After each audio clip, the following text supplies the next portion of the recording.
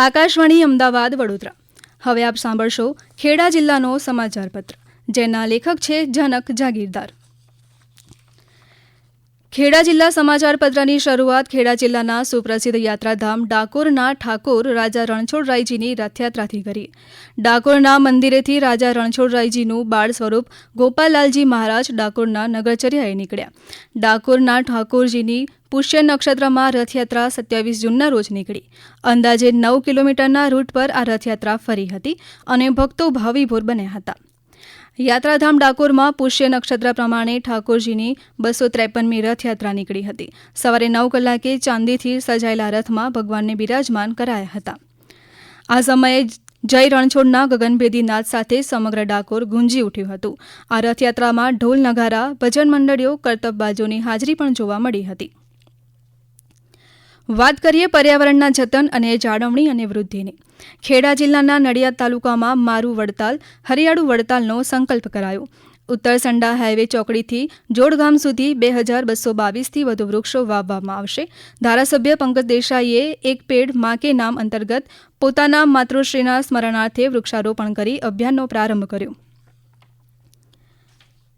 અમદાવાદ અને વડોદરા મેગાસિટી વચ્ચે green zone તરીકે આગળ રહેલું ચરોતર પંથકમાં ગ્રીન ઝોનને વધુ વિકસાવવામાં આવી રહ્યો છે.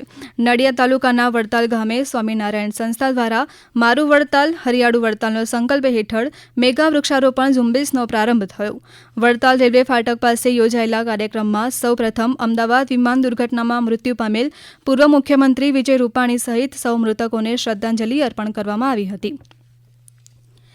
હાલ વરસાદી ઋતુ છે. પ્રકૃતિ ચારે બાજુ સોળે કલાએ ખીલી છે. ત્યારે નડિયાદના પ્રકૃતિ પ્રેમી પોલીસ અધિકારીએ નવા એડવેન્ચરને પૂર્ણ કર્યો છે. નડિયાદ એસઆરપી ગ્રુપ 7ના વાયરલેસ વિભાગના પીએસઆઈ સંતોષકુમાર કતેરિયાએ તાજેતરમાં ઉત્તરાખંડમાં આવેલ ગંગોત્રીથી ગૌમુખ તપોવનનું ટ્રેકિંગ કર્યું અને 14,700 ફૂટની ઊંચાઈએ આવેલ ગૌમુખ તપોવન ખાતે પહોંચી કુદરતનો આહ્લાદક નજારો માણ્યો હતો. આ વખતે ગ્રામ્ય પંચાયતોમાં સરપંચ અને સભ્યોની ચૂંટણીમાં ખેડા જિલ્લાના નડિયાદ, માતર, વસો, કપડવંજ, કટલાલ, મહુધા, મહેમદાવાદ, ગલતેશ્વર, ઠાસરા કુલ 9 તાલુકા, કુલ 84 ગ્રામ્ય પંચાયતના સરપંચ અને ઉપસરપંચની ચૂંટણી મતદાન મથકે ગ્રામ પંચાયતના સરપંચ અને ઉમેદવારોને ચૂંટવા માટે મતદારોમાં અનેરો ઉત્સાહ જોવા મળ્યો હતો. અમદાવાદ વિમાન દુર્ઘટનામાં ખેડા જિલ્લાના 17 જેટલા પ્રવાસીઓના મૃત્યુ થયા છે. નડિયાદ શહેર અને આસપાસના એક દંપતી સહિત 5 લોકોનો સમાવેશ થાય છે. નડિયાદના સિનિયર ધારાસભ્ય પંકજ દેસાઈએ આ ઘટનામાં મૃત્યુ પામેલા પરિવારોના ઘરે પહોંચી પરિવારોના સભ્યોને મળી સાંત્વના પાઠવી હતી.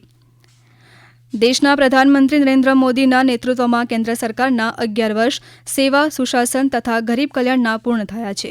ત્યારે તેની ઉજવણીના ભાગરૂપે નડિયાદ મુકામે BAPS સ્વામિનારાયણ મંદિર, પીપલગ રોડ ખાતે એક પ્રોફેશનલ મીટ વ્યવસાયિકોનું વિશાળ સંમેલન ખેડા જિલ્લા ભાજપ પ્રમુખ નયનાબેન પટેલની પ્રેરક ઉપસ્થિતિમાં યોજાયું હતું. ખેડા જિલ્લામાં આવેલ સરકારી, ખાનગી શાળાઓ તેમજ ગ્રાન્ટેડ શાળાઓ મળીને કુલ 1,750થી વધુ શાળાઓમાં નવા શૈક્ષણિક સત્રનો પ્રારંભ થયો હતો. 35 દિવસના વેકેશન બાદ શાળા સંકુલો વિદ્યાર્થીઓના ચહલપહલથી ધમધમી ઉઠી હતી. નવા શૈક્ષણિક સત્રનો પ્રારંભ સાથે જ મોટાભાગની શાળાઓમાં વિદ્યાર્થીઓને કંકોતિલક કરી પ્રવેશ આપવામાં આવ્યો હતો.